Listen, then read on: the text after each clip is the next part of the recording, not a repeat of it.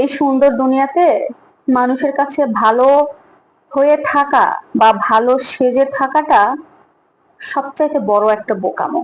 মনে করেন আপনি কোথাও একটা চুরি করেছেন, হ্যাঁ, তো কেউ সেটা দেখেনি, কেউ আপনাকে কিছু বলল না, অথচ আপনি যখন নিজেকে প্রশ্ন করবেন যে আসলে আমি কেমন, আপনি কিন্তু 100% নিজেকে কখনো ভালো বলতে পারবেন না।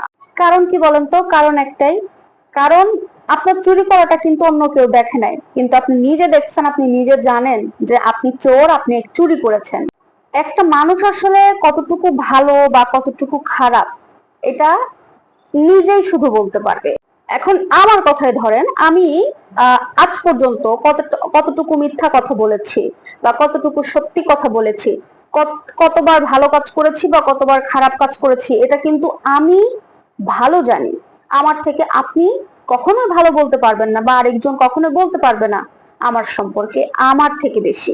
কিন্তু মানুষের সবচাইতে খারাপ বা বোকামি কোনটা জানেন? সেটা হচ্ছে, ধরেন যে আমি যাই করি না কেন, মানুষ আমার খারাপটা না, শুধু আমার ভালোটাই জানবে। কারণ কি? কারণ একটা, মানুষ জানুক যে আমি ভালো, বিষয়টা এরকম। এখন আপনি ধরেন যে ঘরের মধ্যে নামাজ পড়লে বা আপনি যখন রাস্তাঘাটে চলাফেরা করতেছেন, আপনাকে কোনো মানুষ, বাইরের কোনো মানুষ আপনাকে কোনোদিনও নামাজ পড়তে দেখে নাই।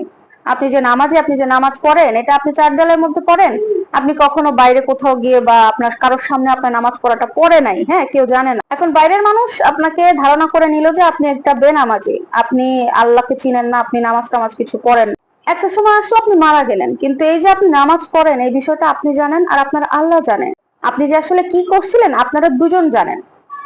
আর এর জন্য কি হবে বলেন তো? আল্লাহ পাক কিন্তু আপনাকে জান্নাত দেবেন।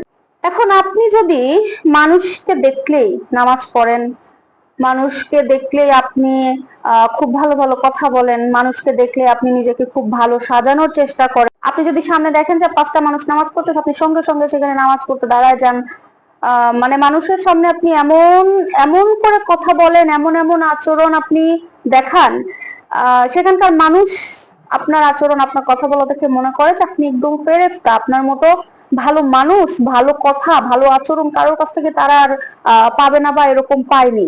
বিশ্বাস করেন, ওই ভালো মানুষের কোনো দরকার নেই।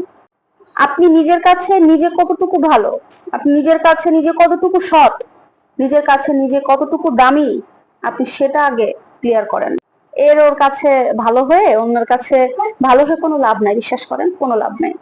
নিজের কাছে নিজে ভালো হওয়ার চেষ্টা করেন, আল্লাহর কাছে নিজেকে ভালো রাখার চেষ্টা করেন। দুনিয়ার মানুষ আপনাকে কি ভাবছে, কে কি বলছে, সেটার দিকে নজর না দিয়ে শুধুমাত্র তার কথাটা চিন্তা করেন, নিজেকে ভালো রাখুন। ঠিক আছে? অন্যের কাছে ভালো সাজানো নিজেকে, এটা বন্ধ করেন।